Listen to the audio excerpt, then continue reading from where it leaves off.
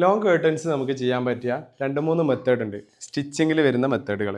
അതിലുള്ള ഒന്നാണ് pleated curtains എന്ന് പറയുന്നത്. ഇത് പ്ലീറ്റഡിൽ അയൺ ചെയ്ത് ഞാൻ ചെയ്തതാണ്. നമുക്ക് ലോ ബഡ്ജറ്റിൽ അല്ലെങ്കിൽ കുറഞ്ഞ ബഡ്ജറ്റിന് ചെയ്തെടുക്കാൻ പറ്റിയ ഒരു മെത്തേഡാണ്. ഈ രീതിയിൽ ചെയ്യുമ്പോൾ തന്നെ നമുക്ക് ക്ലോത്ത് കുറച്ച് കുറവ് മതി. അതുകൊണ്ട് തന്നെ ആ ക്ലോത്തിൻ്റെ എമൗണ്ട് നമുക്ക് കുറഞ്ഞു കിട്ടും.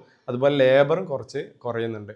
അതുകൊണ്ട് തന്നെ അതുപോലെ ഇതിനുപയോഗിക്കുന്ന മെറ്റീരിയലും കുറച്ച് റേറ്റ് കുറഞ്ഞ മെറ്റീരിയലാണ് നമ്മളിത് ഉപയോഗിച്ചിട്ടുള്ളത്. ഇതുപോലെ മറ്റൊന്ന് നമ്മൾ ചെയ്യാറുള്ളത് റിപ്പിൾ കർട്ടനാണ്. ഇതിൻ്റെ മെത്തേഡ് മാത്രമാണ് മാറുന്നത്. റിപ്പിൾ എന്ന് പറയുമ്പോൾ അതിൻ്റെ സ്റ്റിച്ചിങ് മെത്തേഡാണ്. റിപ്പിൾ ആവുന്ന സമയത്ത് കുറച്ച് കൂടുതൽ ക്ലോത്ത് വേണം. അതുപോലെ തന്നെ അതിനുപയോഗിക്കുന്ന എല്ലാ മെറ്റീരിയൽസിനും റേറ്റ് കൂടുതലാണ്. അത് കുറച്ച് റേറ്റ് കൂടുതലാണ്, എക്സ്പെൻസീവ് ആണ്. ഇതുപോലുള്ള സ്ഥലത്ത് നമുക്ക് ചെയ്യാൻ പറ്റിയ എക്സ്പെൻസ് കുറച്ച് ചെയ്യാൻ പറ്റിയ ഒരു നല്ലൊരു ചോയ്സാണ് പ്ലീറ്റഡ് ആയിട്ട് ചെയ്തിട്ട് ഇതുപോലെ അയൺ ചെയ്ത് ഞാൻ ചെയ്യുന്നത്. അയൺ ചെയ്യാതെയും ചെയ്യാം. അല്പം വെയിറ്റ് ഉള്ള ക്ലോത്ത് ആണെങ്കിൽ നമുക്ക് ഇതുപോലെ അയൺ ചെയ്യേണ്ട ആവശ്യമില്ല. അയൺ ചെയ്യുന്നത് ഈ ഒരു ഷേപ്പ് ഇങ്ങനെ തന്നെ കിട്ടാൻ വേണ്ടിയിട്ടാണ്. അത് ഫാൻ ഇടുന്ന സമയത്ത് അയൺ ചെയ്തിട്ടില്ലെങ്കിൽ ഈ ഒരു ഷേപ്പ് കിട്ടാതിരിക്കുന്നത് ബുദ്ധിമുട്ടുണ്ടാവാറുണ്ട്. അത് ഒഴിവാക്കാൻ വേണ്ടിയിട്ടാണ് നമ്മൾ എന്ത് ചെയ്യുന്നത്, അയൺ ചെയ്തിട്ട് ചെയ്യുന്നത്.